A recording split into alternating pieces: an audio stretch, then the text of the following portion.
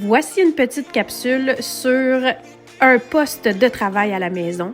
Donc, quand on est étudiant et confiné à la maison, on a tous à peu près l'air de ça.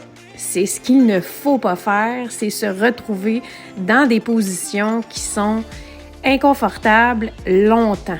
Alors, cette capsule se veut informative, quelques petits conseils pour vous sur comment réduire les tensions au niveau du dos, du cou, et également sortir un petit peu de votre tête, sortir de vos cahiers d'études pour vous motiver à bouger un peu. Je vous souhaite un bon visionnement. Bonjour tout le monde, mon nom est Marie-Pascale, je suis kinésiologue de formation et enseignante en éducation physique à Portage. J'espère que vous allez bien. Alors, j'en profite pour vous rappeler que ce qu'on vient de voir précédemment, c'est la posture dans laquelle presque tout le monde se trouve actuellement. Les étudiants à la maison, c'est un peu l'enfer parce que je vous ai montré la situation qui est la moins pire à une table de cuisine, mais on peut s'imaginer qu'on peut être dans un futon, dans un fauteuil, même dans un lit. L'important, c'est qu'on bouge un peu à travers ce confinement à la maison pour étudier. C'est super important de bouger pour modifier les tensions au niveau du corps. Et là, je vais vous présenter donc 3 petites astuces aujourd'hui pour changer le mal de place un peu. Sur la chaise, donc, évidemment, ce qui est important, c'est de vérifier sa posture. Je vous fais ça simple. J'ai amené une chaise donc dans mon bureau parce que moi, mon univers, mon bureau, c'est celui-ci ou c'est à l'extérieur. Donc, je bouge pas mal tout le temps. La chaise, qu'est-ce qui va être important?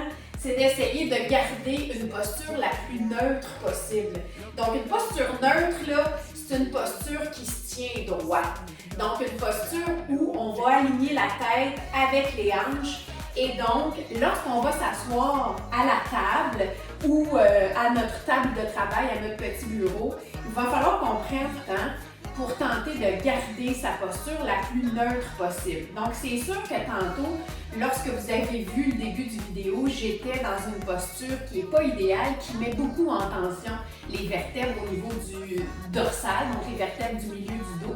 Et donc, c'est idéal qu'on en prenne conscience. Évidemment, vous pourriez également faire des exercices avec le dossier de la chaise. Ça serait idéal. Pendant une trentaine de secondes, vous levez à chaque bloc de 10-15 minutes, utilisez la chaise comme appui, puis poussez les fesses loin derrière et arrondir, aplatir le dos. Donc, essayez également de tirer sur le dossier de la chaise d'un côté. Donc, je tire un tout petit peu plus pour aller faire du bien, donc d'un côté du tronc et de l'autre côté.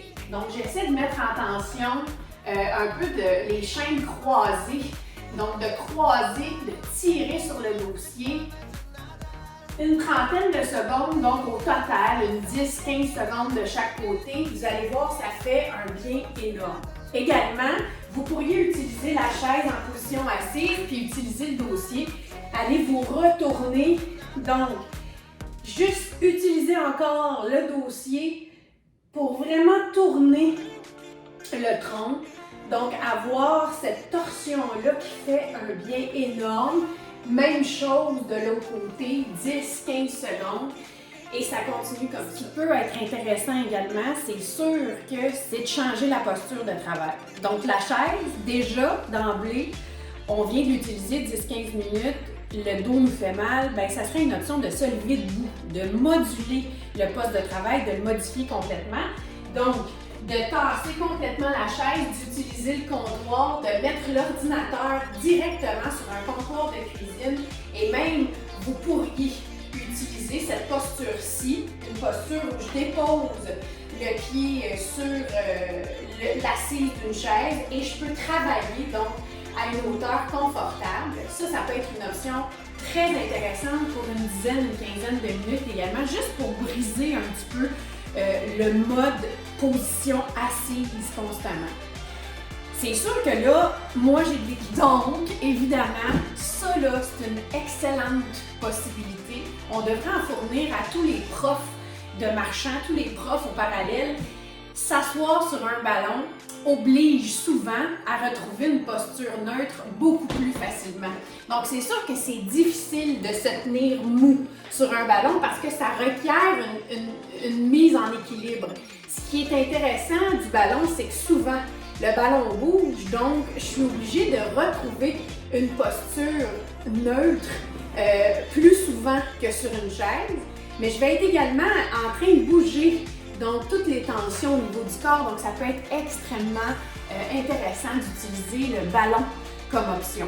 Quand on choisit une grosseur de ballon, pour avoir la meilleure option possible, il faut que lorsqu'on s'assoit sur le ballon, nos jambes soient à 90 degrés.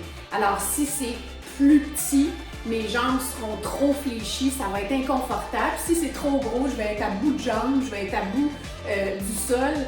Ça non plus, c'est pas idéal. Alors, voici les quelques suggestions résumées que je vous fais. Utilisez le dossier de la chaise, vous tournez donc avec le dossier, vous levez debout derrière votre chaise, essayez d'étirer donc tout ce qui est l'arrière des jambes, l'arrière des fessiers, le bas du dos en tirant d'un côté, tirez de l'autre côté et utilisez également une posture debout, donc avec votre comptoir de cuisine pendant 5-10 minutes. Et évidemment, le ballon peut être une option très intéressante. Alors, je vous reviens avec d'autres idées, d'autres capsules un petit peu plus bougées également. Donc, ça va me faire plaisir de vous revoir bientôt. À bientôt tout le monde!